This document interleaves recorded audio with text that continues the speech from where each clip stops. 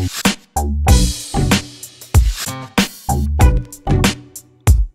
everybody, this is Steve here and welcome to day 19 of the Redstone Advent Calendar, and today we're going to take a look at the T flip-flop. This video will be like the last video of the monostable. First we'll take a look what a T flip-flop is, after I will show you the most useful designs for it. So let's begin. A T flip-flop basically is a circuit that converts a pulse into a continuous signal. So that means if I give a pulse into this block, for example, I will get the lamp to go on and stay on. If I hit the button again, the lamp will go back off. That's basically what a T flip-flop is. At this point I want to show you the two most useful T flip-flops. The first flip-flop is a pretty basic flip-flop. It swaps the redstone block every time you hit this button right here. How it works is pretty complicated actually.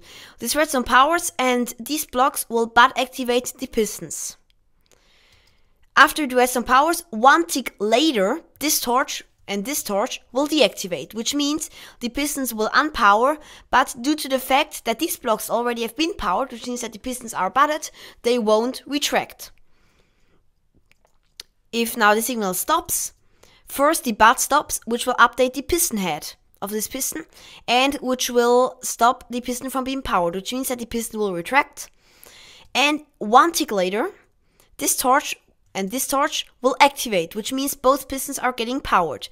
Due to the fact that the piston takes 1.5 ticks to extend or retract, this piston won't be fully retracted until the power comes again, which means that this piston will be faster than the other piston, which means that the redstone block changes its place.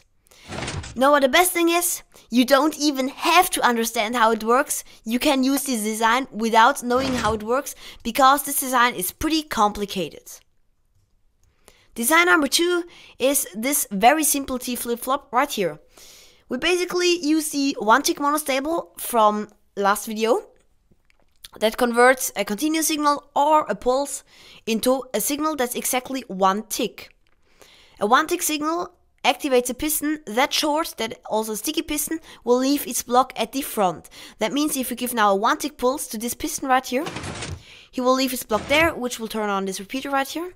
And if we hit it again, it will grab the block back, which will turn off the repeater right here.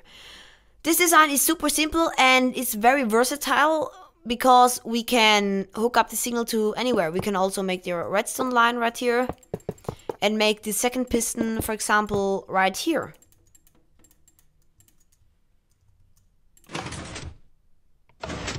That's actually it for today's video. Thanks for watching everybody. This has been Steve and I'm going to see you tomorrow at day 20.